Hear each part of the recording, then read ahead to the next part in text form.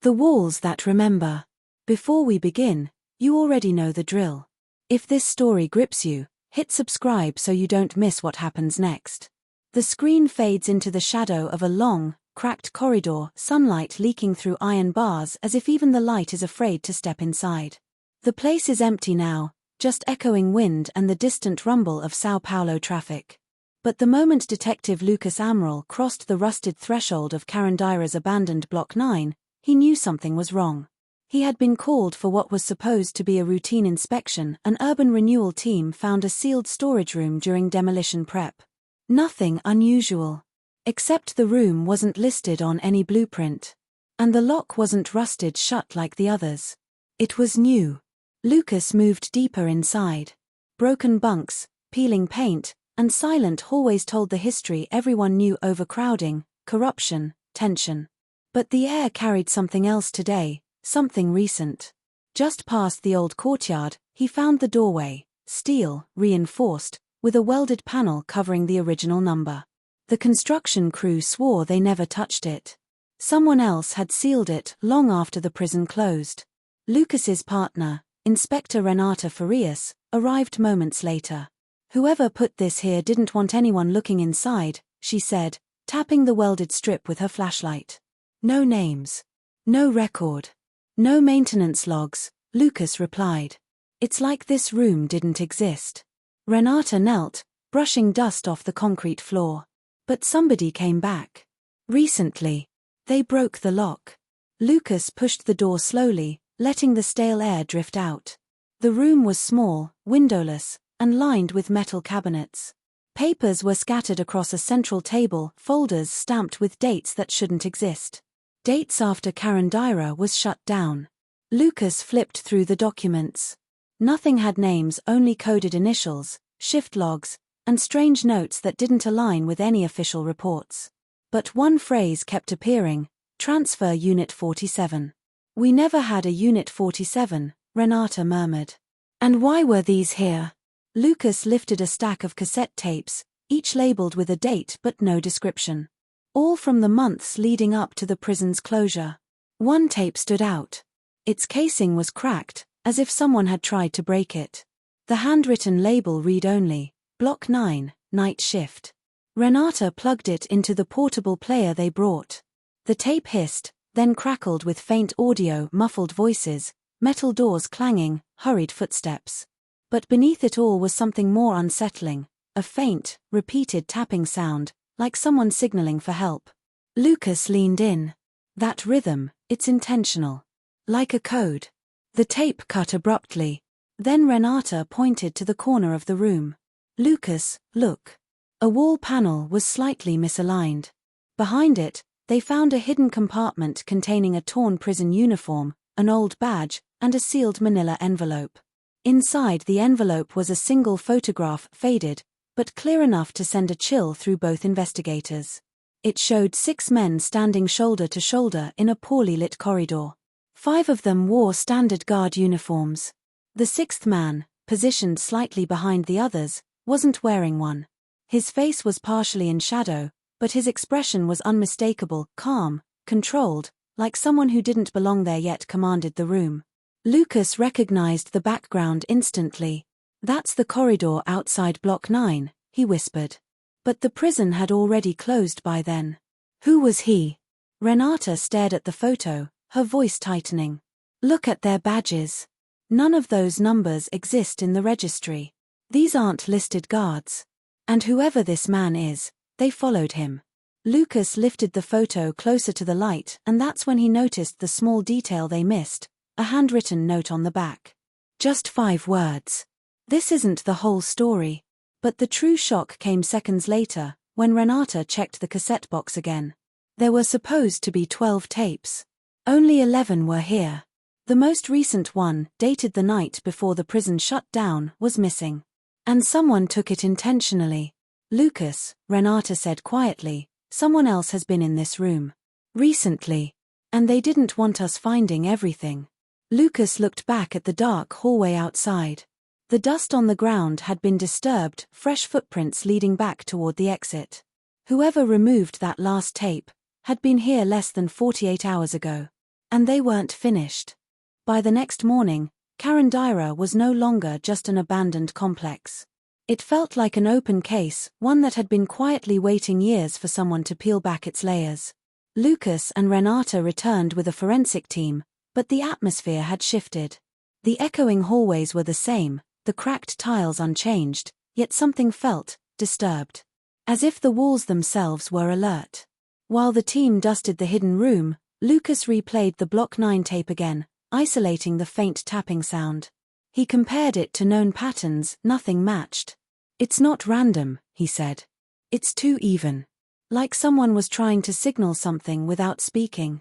Renata checked the cabinets once more and found something they missed, a maintenance log with several names crossed out, and a stamped signature that looked official but didn't match any known employee. Fake documentation inside a forgotten room was one thing. But official stamped papers with fabricated identities? That meant planning. Cover-ups. Or both. "We need to know who sealed this room," she said. Before they could dig further, a demolition worker rushed in. "Inspector, you need to see this." He led them to an upper walkway overlooking the central yard. On the dusty railing, someone had pressed a hand into the grime, just one, clear imprint. Fresh. Smaller than Lucas's hand, slightly larger than Renata's, likely a male.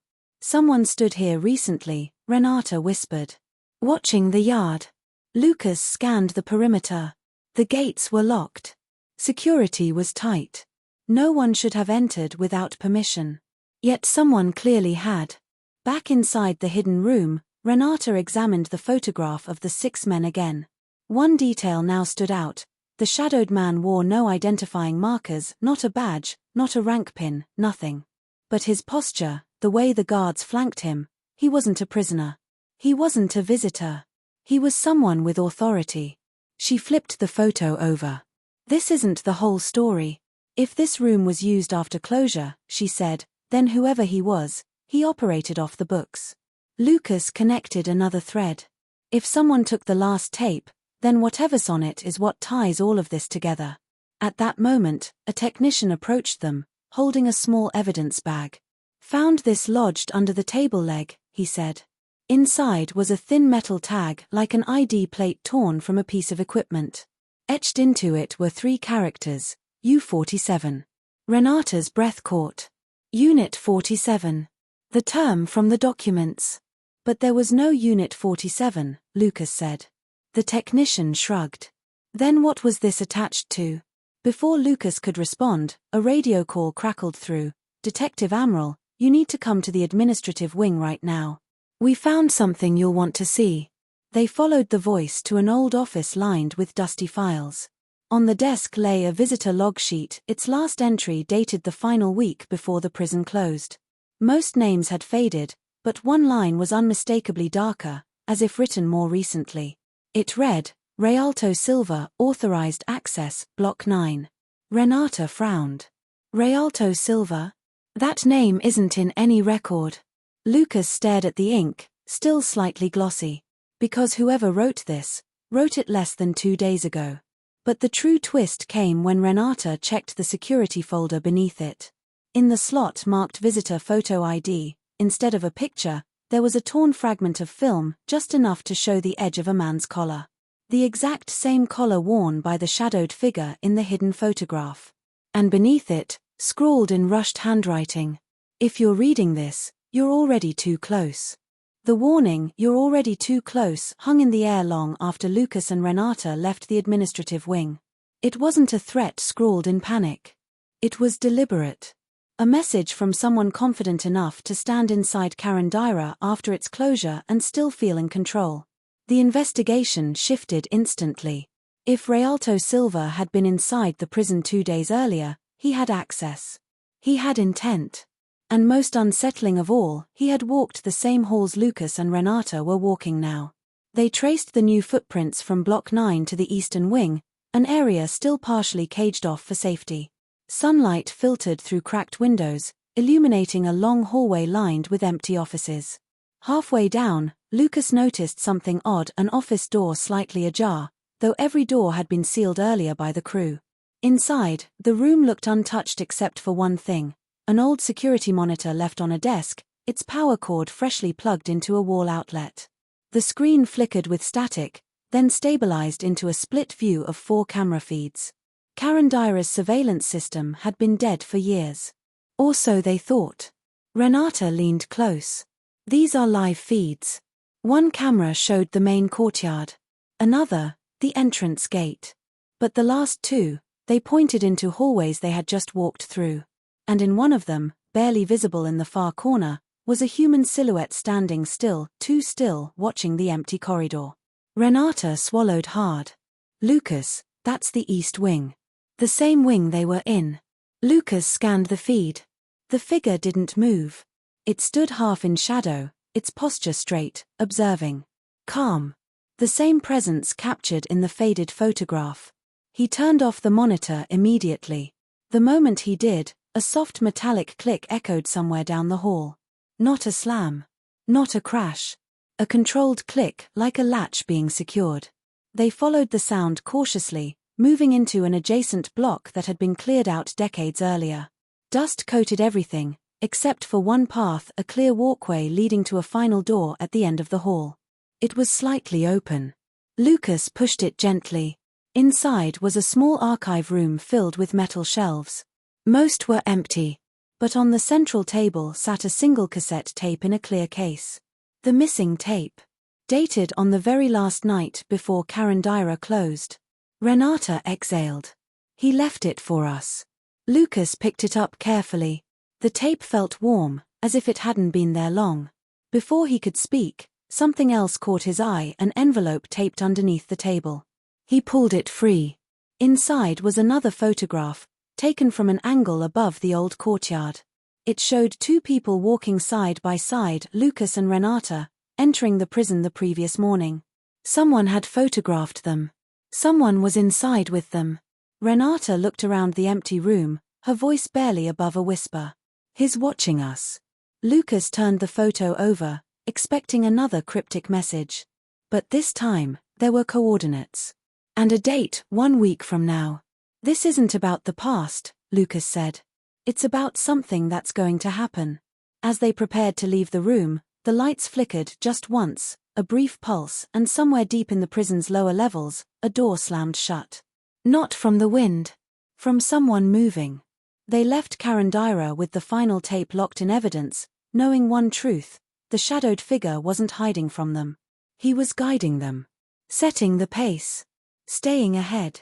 And the last line written on the back of the photo replayed in Lucas's mind.